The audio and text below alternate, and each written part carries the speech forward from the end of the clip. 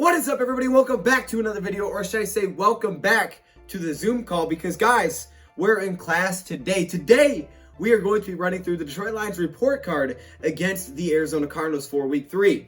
Now, I'm looking at my desk and I don't see an apple anywhere. So where's my apple, huh?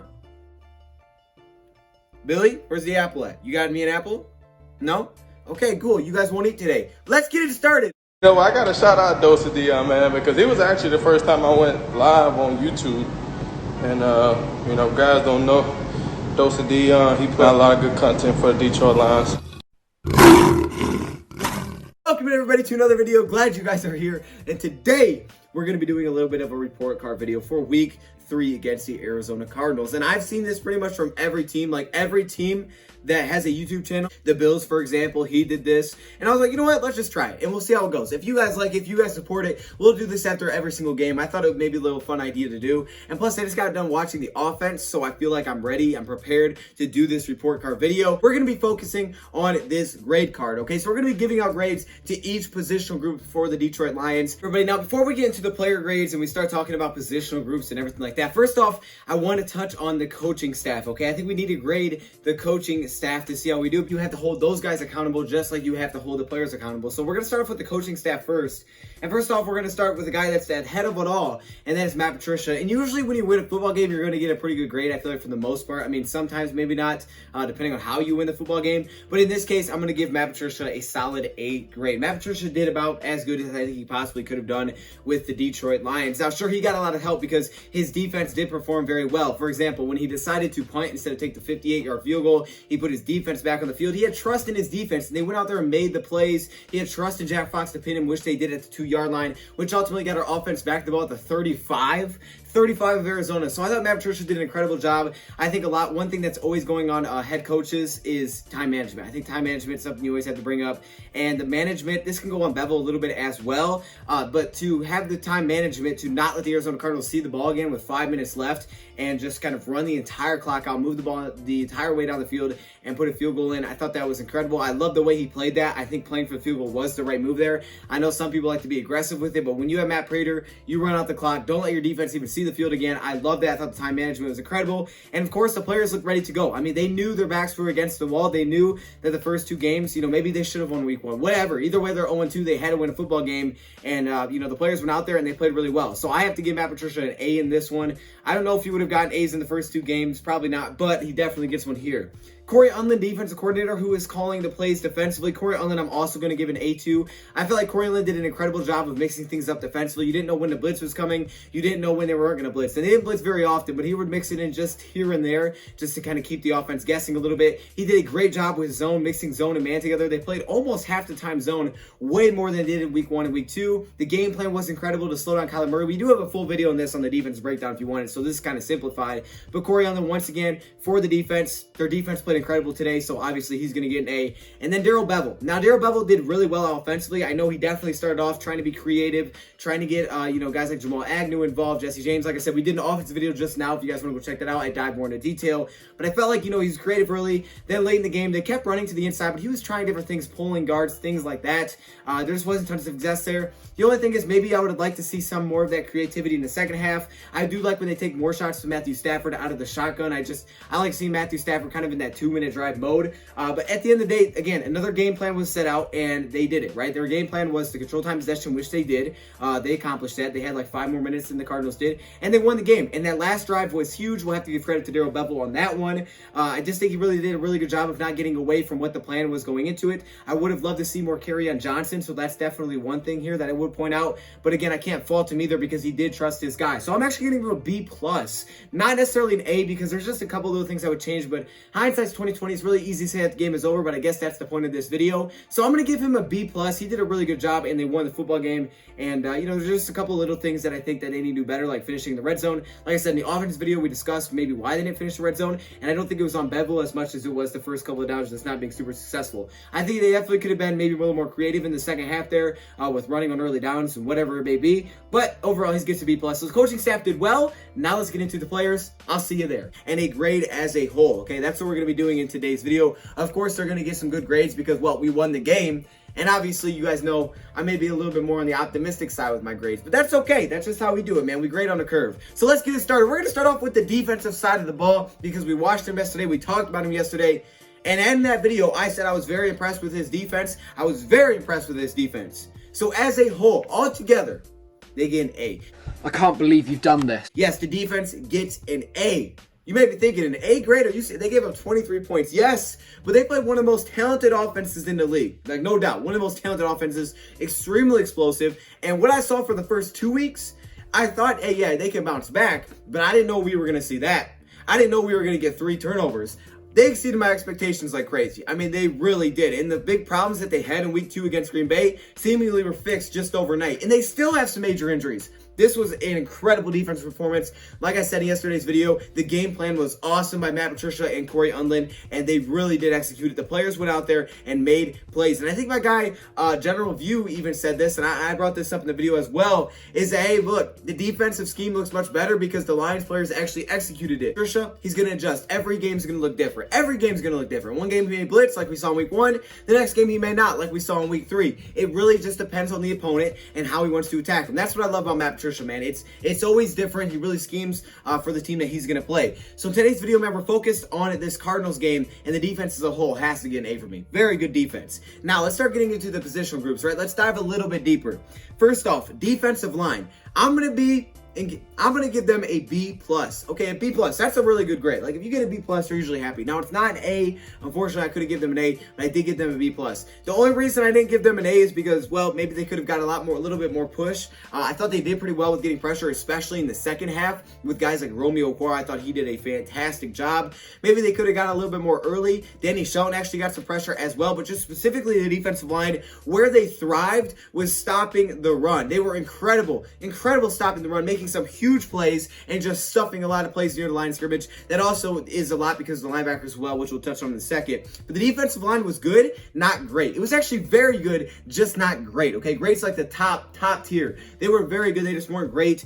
And also, I think against the pitches, you know, they didn't fill their assignments the best, but that again can go back to linebackers as well. They kind of fill in together. It's kind of difficult to separate them. But I'm going to give them a B+, and that's a pretty darn good grade because I feel like after the Packers game, they wouldn't have got a B+. Let me just say that. Let's move on to the linebacker position. And at the linebacker position, I'm going to give the Lions an A. I think the linebacker position was, whoa, this may have been the best position from this game on either side of the football. The linebacker group was so good. It was so good against the Arizona Cardinals. Like, it didn't look like our linebacker core, man. Jared Davis didn't get that many snaps. It was about Jamie Collins, Reggie Ragland, Jolani Tavai, Christian Jones. Those players, Tracy Walker playing in the box, but we're still counting him as a safety. Either way, these linebackers were phenomenal in this game. They were just so good in this game. They did well at everything. They covered well for the most part. Obviously, sometimes they weren't the best, but they covered well for the most part. Jamie Collins was the best player on our defense in this game. And it was actually a close second, but we'll get to that a little bit later. But Jamie Collins was the best player on this defense. He made an interception. This guy was good in coverage. And not only that, the guy was popping everybody. Anybody that came through the hole, he was making the tackle. I believe his PFF grade was a 91.2. Are you serious?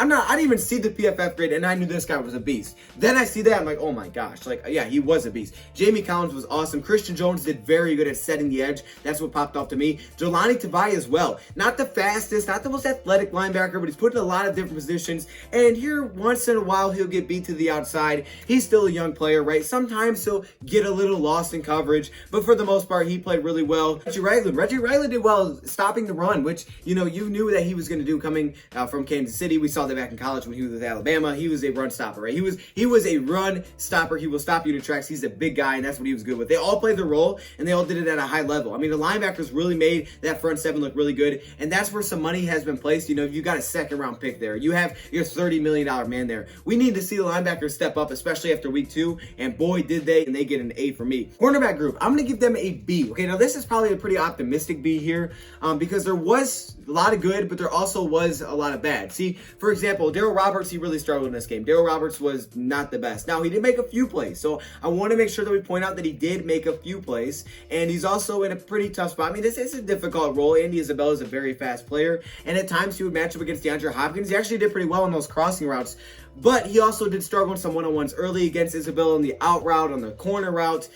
For me, Darryl Roberts was probably the worst cornerback that we had in that game if I was going by grades here. Jeffrey Okudah, we know that he wasn't perfect, but he did make an incredible play with the interceptions, big tackles. Actually, after one tackle, he came off the field because he was exhausted, but made some big tackles. Yes, he did miss against Kyler Murray. It's going to happen, though. He showed you that he could tackle, made a huge interception that honestly just flipped the field, and all of a sudden, it just gave us tons of momentum. The Lions were able to get a field goal out of that, so get some points. It was a game changer. It was no doubt a game changer. And again, he wasn't perfect, but he was also matched up against DeAndre Hopkins a ton. And Hopkins is going to be a very difficult task for literally any cornerback you put out there. Any cornerback.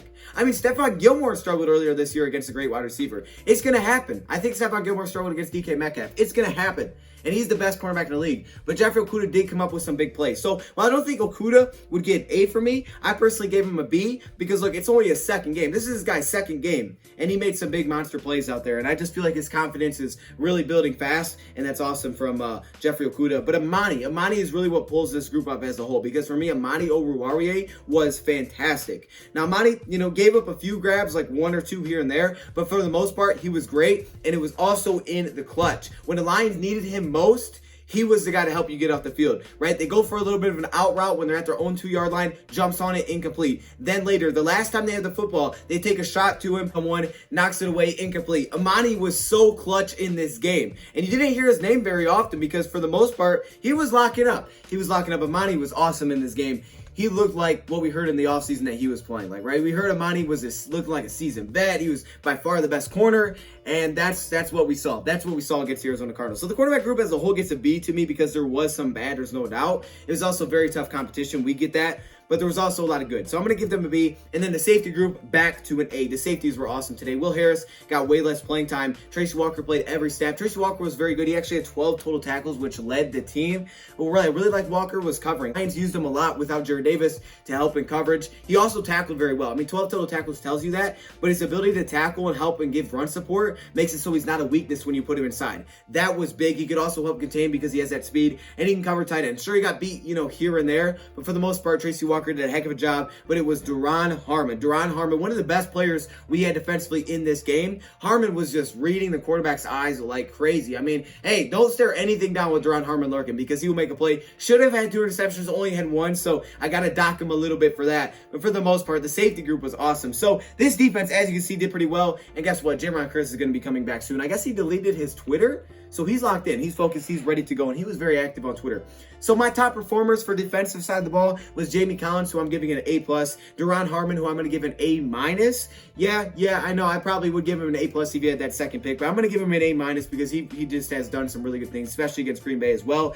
Amani, I'm actually going to give him a B+. I think he's probably the third highest performer that we have. Like I said, Okudah, I'd probably give him a B just because it's only his second game, and he did some good things. Romeo Okwara is an honorable mention. Romeo could definitely get some mention here because it really wasn't much in the first half, but in the second half, he started to come on. He was starting to get pressure. I think a lot of it was very good scheme by the Lions getting pressure from the inside. This goes back to linebackers. The linebackers were able to force a lot of pressure without having to blitz, which was huge. It was absolutely huge. When you put them in the inside, they were just mismatches for all the offensive linemen. And that's where they were big again, and that's why the linebackers get an A and they get the highest grade. I mean, they were the best positional group we had defensively.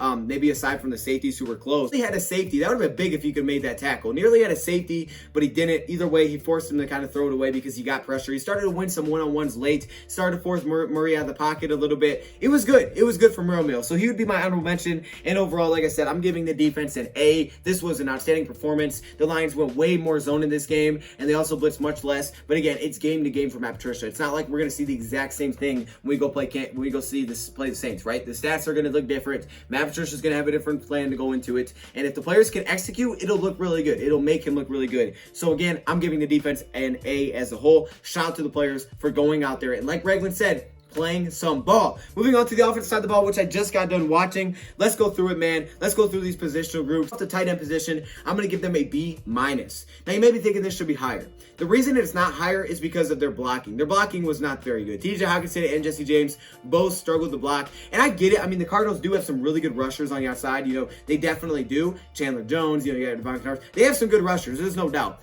but they didn't do very well there. And Hockenson, we know he was drafted 8th overall to help us when it comes to blocking. He wasn't great. Jesse James struggled a little bit, but where they helped themselves was receiving. They made some really big plays receiving. I think Hockenson had like one drop, which wasn't the easiest grab anyways. Jesse James was much more involved. He had a touchdown grab. He had a couple of receptions. TJ Hockenson was still TJ Hockenson when he was given opportunities. So them catching the football would probably just be an A. They'd probably get an A when it comes to receiving, but it was the blocking. They'd probably get somewhere around a C. So I thought, B minus. Offensive line, I'm going to give them a C. This is the lowest grade we're going to have today. Offensive line was... yeah, it was a little bit questionable. It was a little shaky. And again, it's difficult because this team can get pressure, and they definitely were trying to put the pressure on Stafford. So the Lions were really trying to run heavy, to get a lot of that pressure off Stafford, set up some play action, which we'll get to. But I feel like for the most part, the offensive line was very, very inconsistent. You just didn't know what you were going to get, okay? And I think it was a mix of things. It wasn't just one player. Sure, I know Big V definitely struggled. They put him at the guard position to kind of get O'Day out of the lineup. So I thought he'd be a tackle, but since O'Day was out there, they put him at guard, and they used Terrell Crosby at tackle. He wasn't the best. He definitely had a slow start. I feel like he started to pick it up until the end there when he had that holding call. But, he started to pick it up. He had a couple of sacks that he allowed, so he wasn't very good in this game. Not for what you paid him, not where you're expecting. But again, he's playing at guard. I don't think that'll be a long-term thing. We'll just have to wait and see.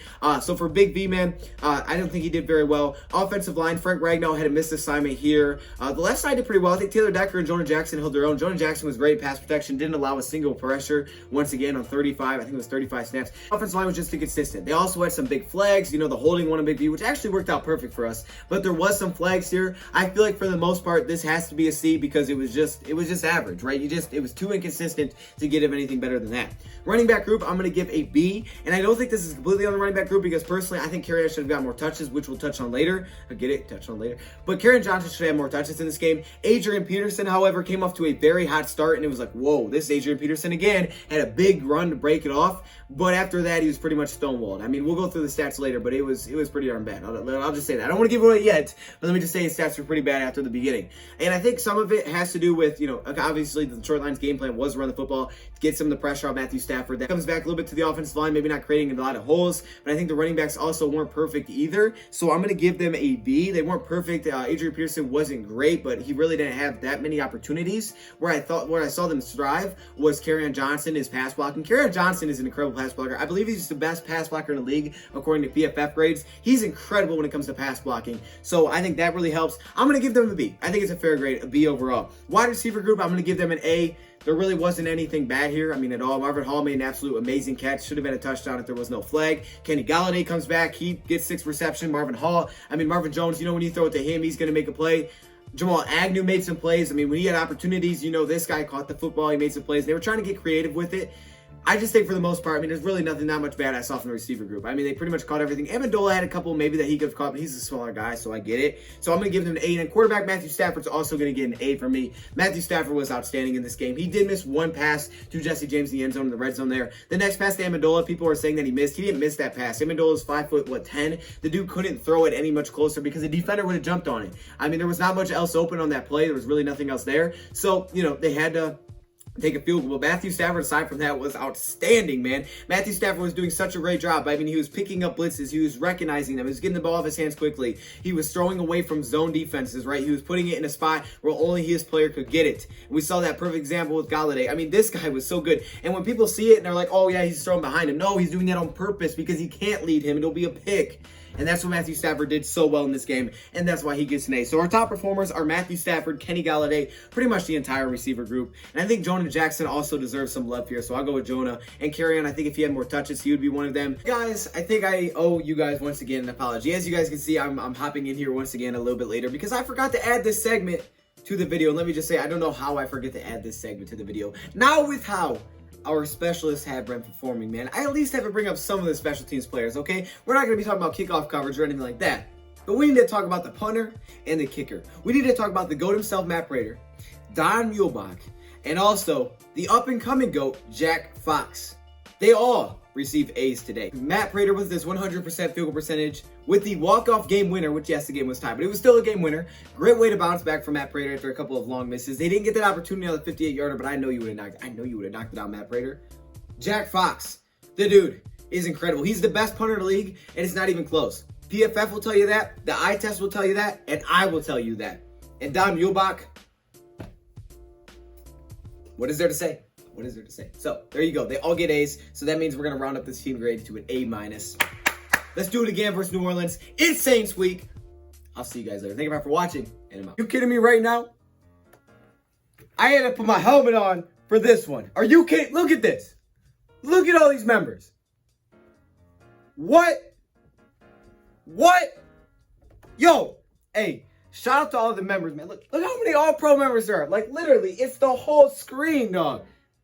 This is crazy. The patrons, of course, the Hall of Fame members, man. Y'all got the gold color. It's kind of yellow, but it's supposed to be gold. Shout out to all the members, man. If you want to be a part of this, all you got to do is join the channel. But there are perks that come with it. Stay locked in the community tab if you are a member, because that's where a lot of information comes out. I appreciate all of you.